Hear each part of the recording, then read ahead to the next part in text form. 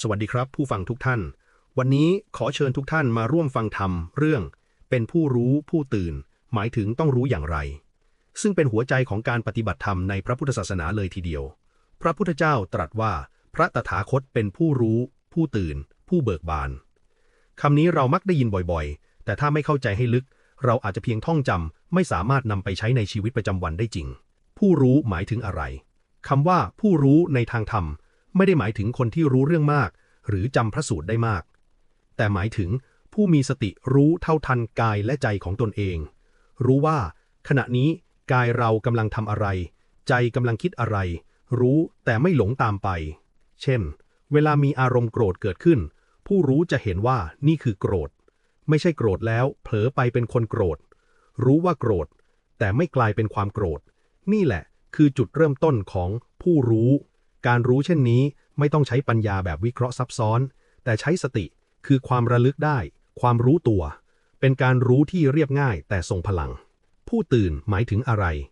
ผู้ตื่นคือผู้ที่ไม่หลับไหลอยู่ในความหลงในความคิดหลงในอารมณ์หลงในสิ่งที่เห็นได้ยินสัมผัสในแต่ละวันเรามักหลงเพลินกับสิ่งภายนอกหลงไปกับข่าวสารโทรศัพท์ความคิดความกังวลหรือความอยากต่างๆใจเราจึงมักหลับอยู่แม้ร่างกายจะลืมตาอยู่ก็ตามผู้ตื่นจึงหมายถึงผู้ที่ตื่นจากความหลงเห็นความจริงของกายและใจรู้ว่ากายนี้ไม่เที่ยงรู้ว่าความคิดอารมณ์ความสุขความทุกข์ก็เกิดแล้วดับการรู้เช่นนี้ทำให้ใจตื่นขึ้นไม่ถูกหลอกด้วยมายาของโลกแล้วจะเป็นผู้รู้ผู้ตื่นผู้เบิกบานได้อย่างไรทางเดียวคือการเจริญสติเริ่มจากสิ่งง่ายๆในชีวิตประจำวันเช่นเดินก็รู้ว่าเดินยืนก็รู้ว่ายืนนั่งก็รู้ว่านั่งหายใจก็รู้ว่ากำลังหายใจเข้าหายใจออกมีความคิดเกิดขึ้นก็รู้ว่าคิด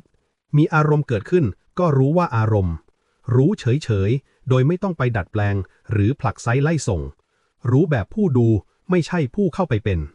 เมื่อรู้บ่อยๆใจจะเริ่มตั้งมั่นความเผลอจะน้อยลงความรู้สึกตัวจะมากขึ้นนี่คือการฝึกตนให้เป็นผู้รู้และเมื่อรู้จนเห็นความจริงของกายใจจะตื่นจากความหลงและเบิกบานด้วยความสงบเย็นในธรรมตัวอย่างง่ายๆลองสังเกตดูว่าเวลามีคนพูดจาไม่ถูกใจถ้าเราขาดสติใจจะร้อนขึ้นทันทีแต่ถ้ามีผู้รู้อยู่ในใจเราจะรู้ว่าความโกรธกำลังเกิด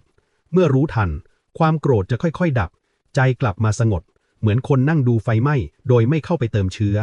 นี่คือผู้รู้ผู้ตื่นที่ปฏิบัติได้จริงในชีวิตประจำวัน